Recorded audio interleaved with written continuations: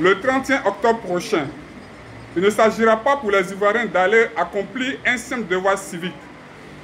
Bien plus que cela, il s'agira pour les Ivoiriens d'opérer un choix déterminant, un choix historique. Les Ivoiriens devront faire face à leur destin et opérer le juste et bon choix. Le meilleur choix pour la génération présente, mais surtout pour celle à venir. Le 31 octobre prochain, il s'agira pour les Ivoiriens d'opérer un choix entre une hypothétique continuité et une rupture radicale. Ça devra être un choix pour mettre fin à une décennie de dictature, d'injustice sociale, d'intimidation, de menaces, d'arrestation et d'emprisonnement arbitraire. Une décennie de népotisme et de rattrapage ethnique symbolisée par le régime RHDP. Le 31 octobre prochain, l'occasion sera donnée aux Ivoiriens de décider s'ils veulent continuer à subir le supplice d'un régime qui met tout en œuvre pour les maintenir captifs et sans défense. Ou au contraire, s'ils décident d'opter pour une nouvelle génération d'hommes politiques portés par le leader générationnel, notre charismatique président du GPS, son Excellence M. Guillaume Kibafori Soro. Cette nouvelle génération qui place l'Ivoirien au cœur de tout, qui prône la justice, la liberté, la paix, la réconciliation et le pardon entre les filles et les fils de notre cher beau pays. Cette génération qui réhabilite les Ivoiriens et leur redonne la fierté d'appartenir à une seule et même patrie, la nation ivoirienne. Fort heureusement qu'à quelques mois de la présidentielle, point n'est besoin d'être un charlatan politique pour réaliser que les Ivoiriens, autant qu'ils sont, ont anticipé leur choix avant même l'échéance électorale. Ceci est une réalité d'autant plus visible que pendant que le régime au pouvoir accentue sa dictature, les Ivoiriens de leur côté se rassemblent comme un seul homme autour de leur pays. Et les faits pour traduire cette volonté d'union et d'unité nationale ne manquent pas.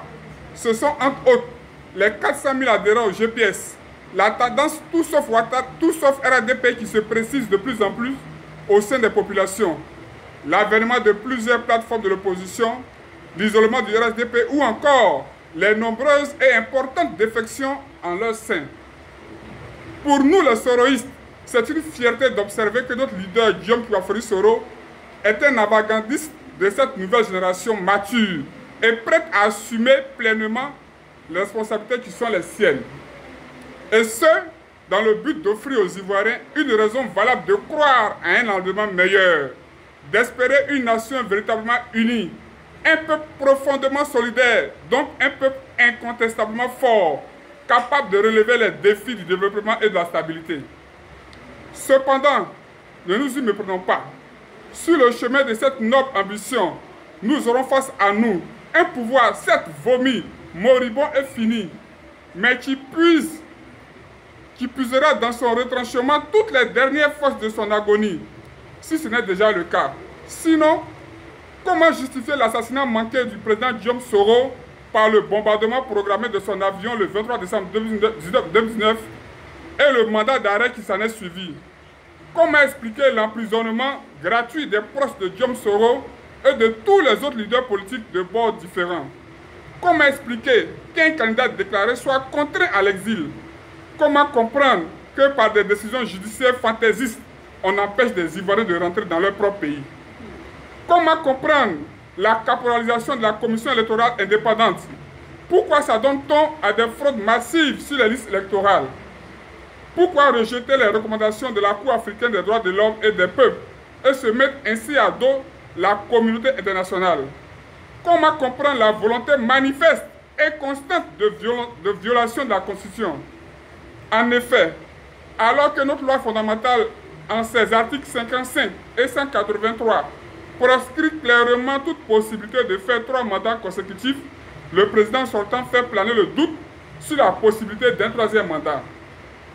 Soutenu en cela par des cadres de son parti véreux et inassouvissables aux appétits vampiriques. Nul n'est dupe.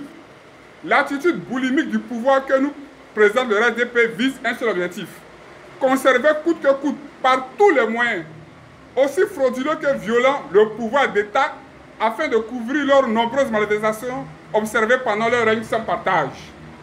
Face à de tels agissements, dignes d'un pouvoir antidémocratique, autoritaire et tyrannique qui tendent à compromettre gravement la cohésion sociale et la quiétude des populations, et pour éviter les turpitudes du passé, le Congrès national des soroïstes appelle le régime RHDP à la raison et à la sagesse en plaçant l'intérêt général au-dessus des petits intérêts claniques. Invite le pouvoir à ouvrir un dialogue inclusif et intelligent avec toute la classe politique et la société civile autour des questions essentielles liées au processus électoral afin de garantir une élection crédible et sans violence. Demande la mise en liberté sans condition des prisonniers politiques proches du président Guillaume Soro et de tous les autres détenus politiques pour aboutir à un climat social paisible. Demande au gouvernement ivoirien et au président de la République de permettre et d'autoriser le retour au pays des leaders politiques et des autres Ivoiriens en exil, car c'est ensemble que nous devons penser à construire une nation ivoirienne forte, solidaire et prospère. S'insurge contre les intentions maladroitement déguisées du président de la République de briguer un troisième mandat consécutif, laquelle décision violerait gravement la Constitution et projetterait à l'extérieur une image déshonorante de notre pays.